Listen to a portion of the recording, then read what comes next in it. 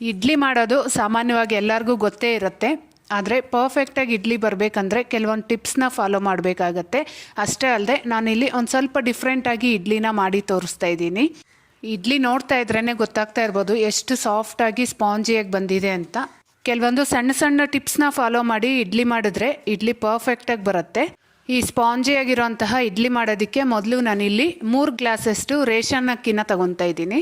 ಹಾಗೆಯೇ ಅದೇ ಗ್ಲಾಸಲ್ಲಿ 1 ಗ್ಲಾಸಷ್ಟು ಇಲ್ಲಿ ಸೋಯಾಬೀನ್ನ ತೊಗೊತಾ ಇದ್ದೀನಿ. ಸೋಯಾಬೀನಲ್ಲಿ ತುಂಬ ಪ್ರೋಟೀನ್ ಇರುತ್ತೆ ಅಂತ ಹೇಳ್ತಾರೆ.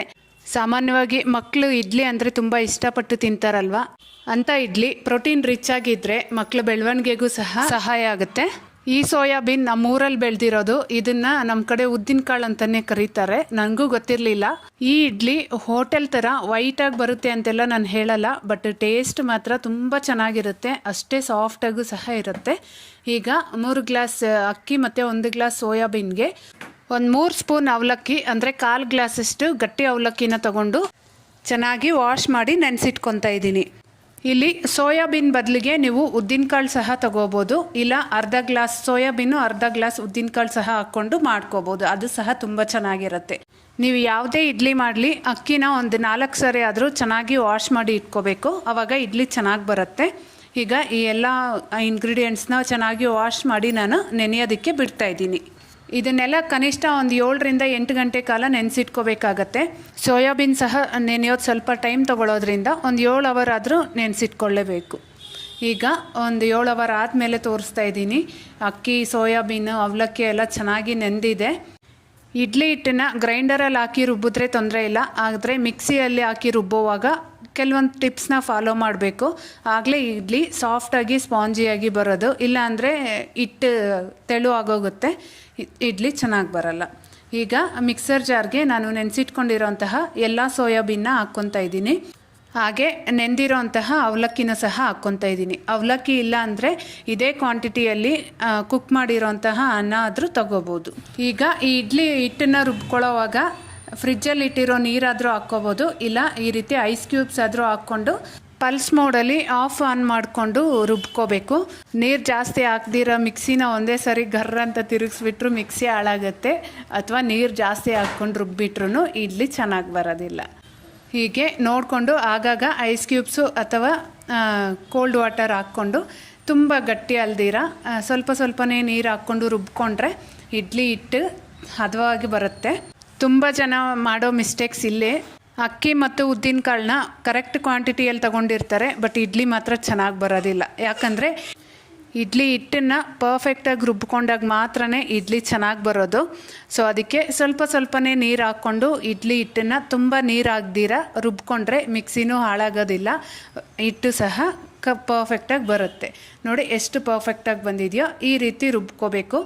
ರುಬ್ಬೋವಾಗ ಮಾತ್ರ ಮಿಕ್ಸರ್ ಜಾರ್ ಯಾವುದೇ ಕಾರಣಕ್ಕೂ ಬಿಸಿ ಬರಬಾರ್ದು. ಬಿಸಿ ಬಂದರೂ ಸಹ ಇಡ್ಲಿ ಚೆನ್ನಾಗಿ ಬರೋದಿಲ್ಲ. ಇಡ್ಲಿಗೆ ನೆನೆಸಿಡುವಾಗ ಯಾವಾಗಲೂ ಅಕ್ಕಿ ಮತ್ತು ಉದ್ದಿನಕಾಳನ್ನ ಸಪ್ರೇಟಾಗಿ ನೆನೆಸಿಟ್ಕೋಬೇಕು. ಉದ್ದಿನಕಾಳು ತುಂಬ ನುಣ್ಣಗೆ ರುಬ್ಬಬೇಕಾಗತ್ತೆ, ಅಕ್ಕಿನ ಒಂದು ಸ್ವಲ್ಪ ತರಿಯಾಗಿ ರುಬ್ಕೋಬೇಕಾಗತ್ತೆ. ನೋಡಿ ಈಗ ಈ ಸೋಯಾಬೀನ್ ಮತ್ತು ಅವಲಕ್ಕಿ ತುಂಬ ನುಣ್ಣಗೆ ರುಬ್ಬಿ ಆಗಿದೆ. ಈಗ ನಾನು ನೆನೆಸಿಟ್ಕೊಂಡಿರೋಂತಹ ಅಕ್ಕಿನೂ ಸಹ 2 ಬ್ಯಾಚಲ್ಲಿ ಹಾಕ್ಕೊಂಡು ಇದನ್ನು ರುಬ್ಕೊತಾ ಇದ್ದೀನಿ. ಇದಕ್ಕೂ ಸಹ ಒಂದು 2-3 ಐಸ್ ಕ್ಯೂಬ್ ಹಾಕ್ಕೊಂಡು ಪಲ್ಸ್ ಮೋಡಲ್ಲಿ ತಿರುಗಿಸ್ಕೊತ ಬೇಕಾಗಿದ್ದಾಗ ಒಂದು ಸ್ವಲ್ಪ ನೀರು ಹಾಕ್ಕೊಂಡು ಇದನ್ನು ಸಹ ಸ್ವಲ್ಪ ತರಿಯಾಗಿ ರುಬ್ಕೋಬೇಕು. ಇಡ್ಲಿ ಹಿಟ್ಟನ್ನು ಮುಟ್ಟಿ ನೋಡಿದಾಗ ಒಂದು ಸ್ವಲ್ಪ ರವೆ ಥರ ಅನಿಸ್ಬೇಕು.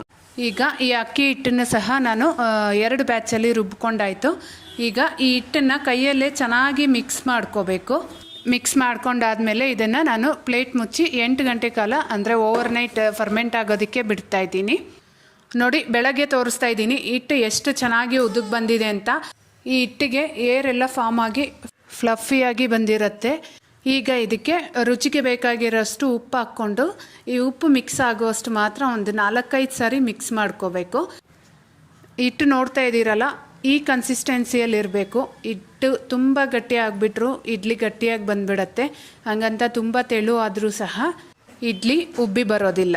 ಈಗ ಇಡ್ಲಿ ಪ್ಲೇಟ್ಗೆ ಒಂದು ಸ್ವಲ್ಪ ಎಣ್ಣೆ ಸವರ್ಕೊಂಡು ಹಿಟ್ಟನ್ನು ಹಾಕ್ಕೊತಾ ಇದ್ದೀನಿ. ಹಾಗೆಯೇ ಸ್ಟವ್ ಮೇಲೆ ಇಡ್ಲಿ ಪಾತ್ರೆ ಇಟ್ಟು ಅದಕ್ಕೆ ಒಂದು ಸ್ವಲ್ಪ ನೀರು ಹಾಕಿ ಕುದಿಯೋದಕ್ಕೆ ಬಿಟ್ಟಿದ್ದೀನಿ. ಯಾವಾಗೂ ಅಷ್ಟೇ ಇಡ್ಲಿ ಪ್ಲೇಟ್ ಇಡೋ ಮುಂಚೆನೇ ನೀರು ಚೆನ್ನಾಗಿ ಕುದೀತಾ ಇರಬೇಕು. ಇಡ್ಲಿ ಪ್ಲೇಟ್ಸ್ನ ಇಟ್ಕೋಬೇಕು. ಇಡ್ಲಿ ಪ್ಲೇಟ್ ಇಟ್ಟಾದಮೇಲೆ ಒಂದು 10 ರಿಂದ 12 ನಿಮಿಷ ಇಡ್ಲಿನ ಬೇಯಿಸ್ಕೊಂಡ್ರೆ ಸಾಕಾಗುತ್ತೆ. ಇಡ್ಲಿ ತುಂಬ ಹೊತ್ತು ಬೆಂದರೂ ಸಹ ಗಟ್ಟಿಯಾಗೋಗುತ್ತೆ. ನೋಡ್ತಾ ಇದ್ದೀರಲ್ಲ, ರೇಷನ್ ಅಕ್ಕಿ ಮತ್ತು ಸೋಯಾಬೀನ್ ಉಪಯೋಗಿಸ್ಕೊಂಡು ಮಾಡಿರೋ ಅಂಥ ಇಡ್ಲಿ ಎಷ್ಟು ಚೆನ್ನಾಗಿ ಬಂದಿದೆ ಅಂತ. ಈ ಇಡ್ಲಿಗೆ ಸೋಯಾಬೀನ್ ಹಾಕಿದ್ದೀವಿ ಅಂತ ಹೇಳಿದ್ರೇ ಗೊತ್ತಾಗುತ್ತೆ, ಇಲ್ಲಾಂದರೆ ಗೊತ್ತಾಗೋದು ಸಹ ಇಲ್ಲ. ನೋಡಿದ್ರಲ್ಲ, ಖಂಡಿತ ಈ ರೀತಿ ಒಂದ್ಸರಿ ಇಡ್ಲಿನ ಟ್ರೈ ಮಾಡಿ ನೋಡಿ, ಯಾವುದೇ ಕಾರಣಕ್ಕೂ ಫೇಲ್ ಆಗೋ ಚಾನ್ಸೇ ಇಲ್ಲ. ಹಾಗೆಯೇ ಮಾಡಿ ಆದಮೇಲೆ ಹೇಗಾಯಿತು ಅಂತ ಕಮೆಂಟ್ ಮಾಡಿ ತಿಳಿಸೋದನ್ನು ಮಾತ್ರ ಮರಿಬೇಡಿ. ಖಂಡಿತ ವಿಡಿಯೋ ಇಷ್ಟ ಆಗಿರುತ್ತೆ ಅಂದ್ಕೊತೀನಿ. ಇಷ್ಟ ಆಗಿದ್ದರೆ ಮಾತ್ರ ಮಿಸ್ ಮಾಡದೆ ಒಂದು ಲೈಕ್ ಮಾಡಿ, ಹಾಗೆ ನನ್ನ ಚಾನಲ್ನ ಸಬ್ಸ್ಕ್ರೈಬ್ ಮಾಡ್ಕೊಳ್ಳೋದನ್ನು ಮರಿಬೇಡಿ. Thank you.